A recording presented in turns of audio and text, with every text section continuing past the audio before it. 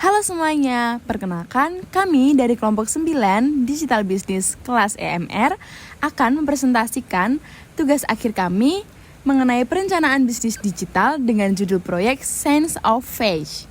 Sebelumnya, izinkan kami memperkenalkan diri. Saya Darus Kararum dengan akhiran NIM 498. Perkenalkan, saya Wahdatul Fuadiyah Talatov dengan akhiran NIM 477. Perkenalkan, nama saya Faiha Abidah Najla dengan nomor akhiran NIM 500. Saya Aisra Maidina Hairunisa dengan akhiran NIM 501. Baik, yang pertama kenalan dulu yuk sama Sense of Face. Apa sih Sense of Face itu? Nah, jadi Sense of Face adalah sebuah bisnis yang menawarkan produk berupa kaos dan celana yang dapat dikustomisasi oleh pelanggan sesuai dengan preferensi dan keinginan pelanggan. Kustomisasi ini berupa desain gambar dan juga tulisan pada pakaian. Nah, kami adalah perusahaan yang berkembang dalam bidang digital bisnis. Oleh karena itu, semua proses pemesanan dan transaksi dilakukan melalui e-commerce di media sosial Sense of Face. Sense of Face dilatar belakangi oleh kami berempat yang memiliki pandangan dan pemikiran yang sama, menjadikan bisnis ini sebagai salah satu peluang usaha yang menjanjikan. Karena bisnis ini mengandalkan custom pakaian dengan desain yang fleksibel dan bisa menyesuaikan selera masing-masing pelanggan. Produk dari Sense of Face ini bisa untuk hampers, promosi bisnis, kegiatan suatu komunitas, atau merchandise. Sense of Face memiliki visi dan misi. Visi dari Sense of Face yaitu usaha pakaian yang menyalurkan ide inspiratif dengan kreativitas.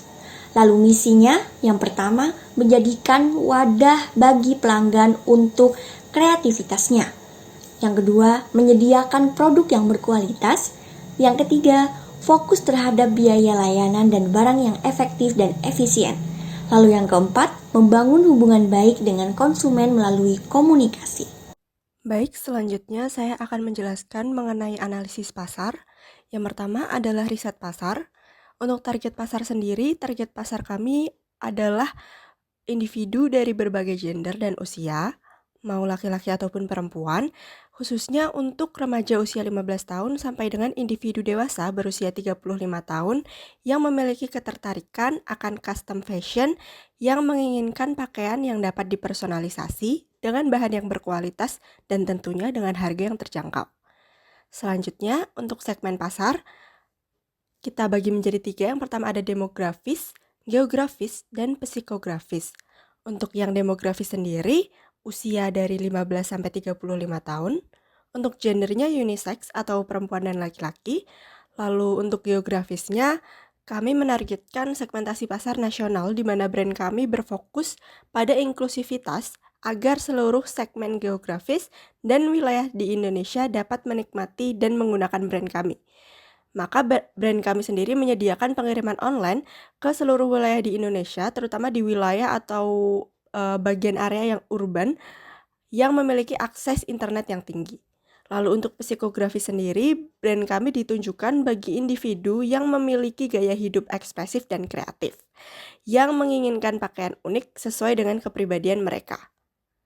Untuk analisis pasar selanjutnya, yaitu adalah tren industri, di mana kami membaginya menjadi 2, yang pertama di bidang desain dan di bidang platform serta teknologi. Untuk bidang desain sendiri, yang pertama adalah desain minimalis berupa tipografi ataupun ilustrasi sederhana, lalu desain dengan gaya vintage dan retro, dan desain dengan tema khusus bagi suatu komunitas, fandom, ataupun acara tertentu. Lalu untuk tren industri pada bidang platform serta teknologi, yang pertama adalah aktif dalam menggunakan media sosial sebagai platform pemasaran kita dan tempat untuk memantau perkembangan tren-tren yang baru. Contohnya dengan Instagram, TikTok, ataupun Pinterest. Lalu yang kedua adalah memastikan untuk apa yang kita upload itu memiliki hashtag sebagai ciri khas brand dan dapat mengikuti hashtag-hashtag populer juga. Selanjutnya adalah kebutuhan konsumen, di mana konsumen membutuhkan pakaian yang fungsional, tahan lama, dan material yang berkualitas sehingga nyaman digunakan. Selain itu, para konsumen juga membutuhkan produk dengan harga yang terjangkau, dengan desain yang unik, dan dapat dipersonalisasi sesuai dengan keinginan dan selera fashion mereka. Yang paling penting ialah konsumen membutuhkan pengalaman belanja yang mudah serta fleksibel. Baik, selanjutnya kami akan memasuki analisis SWOT, di mana untuk S atau strength ataupun kekuatan sendiri, yang pertama adalah kustomisasi desain pada produk dapat menjadi nilai tambahan bagi pelanggan karena dapat memberikan kebebasan pelanggan dalam memilih desain dan memberikan kesempatan bagi para pelanggan untuk mengekspresikan diri mereka melalui desain gambar ataupun tulisan yang telah mereka pilih. Lalu, memiliki diferensiasi produk yang unik dan keunggulan kompetitif melalui layanan kustomisasi yang ditawarkan sehingga meningkatkan daya tarik pelanggan. Selanjutnya untuk weakness-nya sendiri atau kelemahannya, yang pertama ialah biaya produksi yang cenderung lebih tinggi karena proses desain dan proses produksi yang lebih kompleks. Lalu, proses pembuatan produk yang dikustomisasi cenderung lebih lama daripada produk yang sudah jadi, dan hal ini dapat menjadi kelemahan dalam hal kecepatan pengiriman. Untuk opportunity atau kesempatannya sendiri, yang pertama adalah trend fashion yang sedang berkembang, terutama pada segmen pakaian yang dikustomisasi, dapat memberikan peluang bagi kami untuk menarik minat pelanggan. Yang kedua adalah pelanggan yang membeli produk custom seringkali membagikan desain mereka di sosial media. Nah, hal ini dapat menjadi strategi pemasaran gratis yang sangat efektif bagi brand kami. Untuk threats ataupun ancamannya sendiri, yang pertama adalah banyaknya pelaku usaha yang serupa yang menyebabkan meningkatkan persaingan harga dan kualitas. Lalu yang kedua ada platform e-commerce dan marketplace yang memungkinkan konsumen untuk membandingkan harga dengan lebih mudah. Yang terakhir adalah perubahan tren yang cepat dan resiko apabila usaha tidak berhasil mengikuti tren yang berkembang, maka akan kehilangan konsumennya. Oke, next kami akan masuk ke model bisnis. Untuk model bisnis yang digunakan untuk perusahaan ini sendiri adalah penjualan produk dan layanan kustomisasi. Kami akan menawarkan produk berupa kaos dan celana yang dapat dikustomisasi oleh para pelanggan sendiri sesuai dengan preferensi dan keinginan dari pelanggan. Untuk kustomisasi yang ditawarkan adalah desain gambar dan tulisan pada pakaian.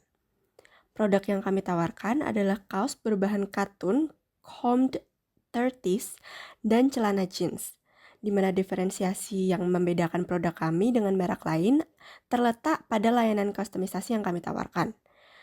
Pelanggan akan merasakan pengalaman belanja yang unik di mana mereka dapat menambahkan desain gambar atau tulisan pada produk yang mereka pilih sesuai dengan preferensi dan keinginan mereka. Desain yang dipilih nantinya akan dicetak pada produk menggunakan teknik sablon ataupun bordir menyesuaikan keinginan pelanggan. Semua proses kustomisasi dan transaksi dilakukan melalui platform e-commerce kami, yaitu Instagram dan juga Shopee. Pelanggan dapat menghubungi penjual terlebih dahulu untuk menentukan dan mengirimkan desain yang mereka inginkan. Dan berikut ialah display produk kami ataupun mood board untuk produk yang akan kami jual. Selanjutnya adalah strategi pemasaran. Produk utama yang kami tawarkan yaitu kaos dan celana jeans yang dapat dikustomisasi dengan desain gambar atau tulisan pilihan dari pelanggan. Kustomisasi pakaian dengan teknik sablon dan bordir sesuai preferensi pelanggan merupakan layanan yang akan kami berikan. Dalam pemasarannya, kami memanfaatkan beberapa media sosial seperti Instagram dengan nama Sense of Fresh dan juga Shopee yang bernama Sense of Fresh. Selain itu, kami juga melakukan kolaborasi dengan influencer yang memiliki audiens yang sesuai dengan target pasar untuk membantu dalam promosi produk melalui ulasan dan unggahan. Kami berharap dengan adanya kolaborasi ini akan membangun dan juga menyebarluaskan layanan dan produk kami ke target-target pasar yang akan kami tuju. Baik, yang selanjutnya ada rencana operasional. Yang pertama ada struktur organisasi dan tim yang dapat dilihat di PPT sebagai berikut. Berikut untuk rincian proses operasional sehari-hari bisnis Sense of Face. Yang pertama ada persiapan awal, yang dimana ini dilakukan setiap pagi sebelum jam buka toko. Persiapan ini berupa pengecekan produk dan memeriksa pesanan yang masuk. Yang kedua, ada proses pemesanan dan produksi. Di proses pemesanan ini, bagian administrasi akan memeriksa detail pesanan dan melakukan konfirmasi kepada pelanggan mengenai pesanan yang masuk, termasuk dalam desain dan spesifikasi pesanan. Yang kedua, di proses produksi terdiri dari 3 tahapan. Tahap yang pertama ada tahap persiapan, yaitu memilih dan menetapkan bahan sesuai dengan pesanan yang diterima, serta menyiapkan desain yang diminta oleh pelanggan. Tahap yang kedua adalah tahap proses kustomisasi, di mana tahap ini menggunakan printer DTG untuk mencetak desain sablon pada kaos dan menggunakan mesin bordir untuk penambahan desain bordir di celana atau kaos, disesuaikan dengan pesanan pelanggan. Dan tahap ketiga atau terakhir yaitu finishing, di mana di tahapan ini kami akan membersihkan sisa-sisa produksi lalu melakukan quality control untuk memastikan kualitas hasil akhirnya. Yang ketiga ada pengemasan dan pengiriman. Dalam mengemas produk menggunakan bahan kemasan yang berkualitas dan dikemas dengan rapi, serta menambahkan kartu ucapan terima kasih sudah membeli di toko kami dan stiker logo toko. Pengiriman dilakukan sesuai dengan jadwal pengiriman. Dalam pengiriman, toko bekerja sama dengan layanan logistik untuk memastikan produk sampai tepat waktu. Yang keempat ada layanan pelanggan, di mana melalui media sosial dilakukan komunikasi dengan pelanggan untuk menjawab pertanyaan dan keluhan dari pelanggan, serta mengumpulkan feedback dan ulasan dari pelanggan untuk evaluasi dan perbaikan layanan. Yang kelima ada pemasaran dan promosi, di mana setiap harinya kami akan membuat konten seperti foto produk, video proses produk, dan testimoni pelanggan untuk diunggah di akun media sosial kami, menyusun strategi iklan berbayar untuk meningkatkan visibilitas produk atau brand. Yang terakhir ada evaluasi, di mana kami akan menyiapkan laporan harian mengenai produk, penjualan, dan keuangan. Lalu melakukan evaluasi pekerjaan di hari itu seperti mengecek pencapaian penjualan dan mendiskusikan masalah atau hambatan yang muncul. Untuk teknologi yang digunakan dalam operasional ada smartphone, laptop atau PC, mesin printer DTG, dan mesin bordir atau sulam. Selanjutnya, saya akan memaparkan tentang rencana keuangan atau proyeksi keuangan dari bisnis Sense of Fresh ini. Nah, untuk biaya sendiri dibagi menjadi 2, yaitu biaya produksi dan juga biaya operasional. Biaya produksi ini mencakup biaya bahan baku dan juga biaya untuk sablon atau bordir. Nah, untuk t-shirtnya itu sendiri sebesar 40.000 per unit dan juga untuk celana jeans adalah sebesar 150.000 per unit.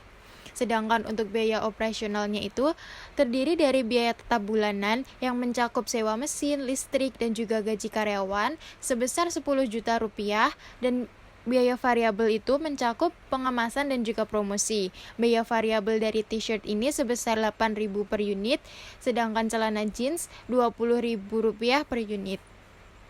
Kemudian dari biaya-biaya tersebut kami menetapkan harga jual produk untuk t-shirt sebesar 70.000 per unit dan celana jeans sebesar 250.000 per unit. Yang selanjutnya adalah kesimpulan. Jadi Sense of Face adalah usaha bisnis pakaian yang menjadi wadah ide inspiratif dengan kreativitas melalui kustomisasi desain kaos dan celana jeans. Penggunaan media sosial sebagai platform pemasaran dalam pengembangan bisnis ini dirasa efektif untuk masa sekarang yang serba digital. Peluncuran bisnis ini menggunakan sumber pendanaan yang berasal dari dana pribadi dengan proyeksi keuangan yang diasumsikan akan mengalami kenaikan penjualan sebesar 20% setiap tahunnya. Yang selanjutnya ada rekomendasi. Yang pertama, mengoptimalkan penggunaan media sosial. Yang kedua, melakukan kolaborasi berkelanjutan dengan influencer. Yang ketiga, menambah variasi produk. Yang keempat, meningkatkan partisipasi dalam event lokal. Dan yang kelima, terus mengevaluasi dan melakukan perbaikan pada semua aspek bisnis. Sekian presentasi dari kelompok kami, ada kurangnya mohon maaf. Wassalamualaikum warahmatullahi wabarakatuh. Terima kasih.